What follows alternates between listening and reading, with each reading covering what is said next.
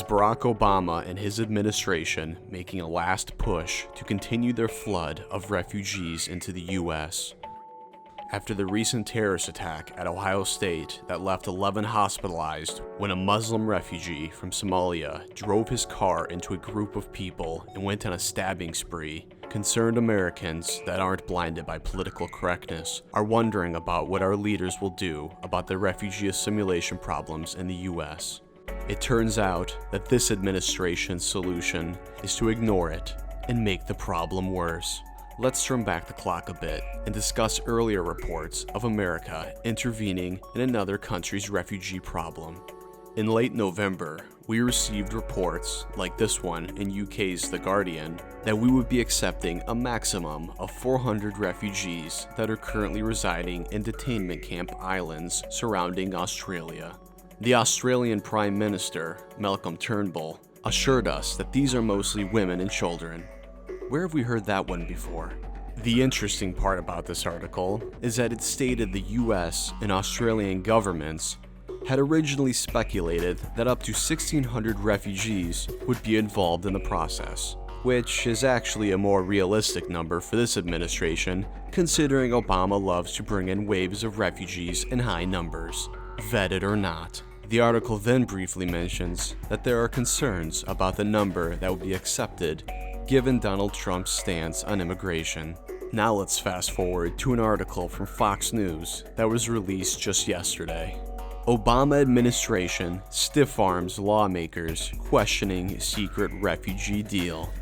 Now that headline should get your attention.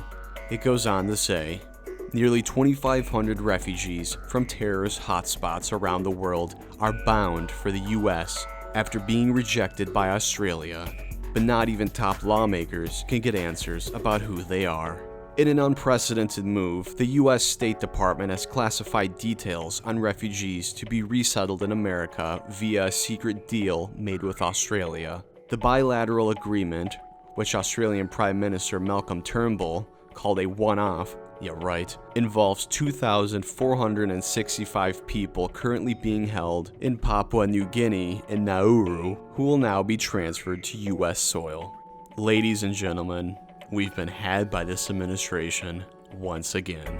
We put our trust in the leaders we voted into Congress to stop this sort of thing, but the Obama administration went totally behind their backs and broke the law once again. And it goes on to say, when staffers probed the number of individuals being considered for resettlement, they were told it was classified. Well, there's a red flag, even though refugee admissions are traditionally public. Officials, however, did confirm, and this is scary, countries of origin to be Iran, Sri Lanka, Pakistan, Afghanistan, Somalia, Iraq, and Sudan, as well as some deemed stateless. Oh, that's nice. So you got Iran and Sudan, two countries that are considered state sponsors of terrorism, and then you got refugees from Somalia, a country that can take credit for at least two of their own committing terrorist acts on US soil this year. Also a country that seems to have major assimilation problems. The Obama administration increased the quota for the 12-month period that began in October to 110,000 refugees, up from 85,000 the previous year.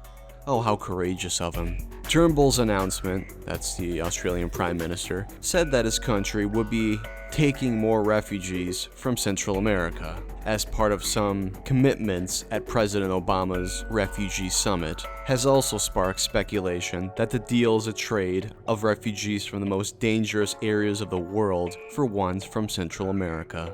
Now, we need to ask people in the Obama administration, specifically Secretary of State John Kerry, exactly how this benefits a nation, because I just can't see it.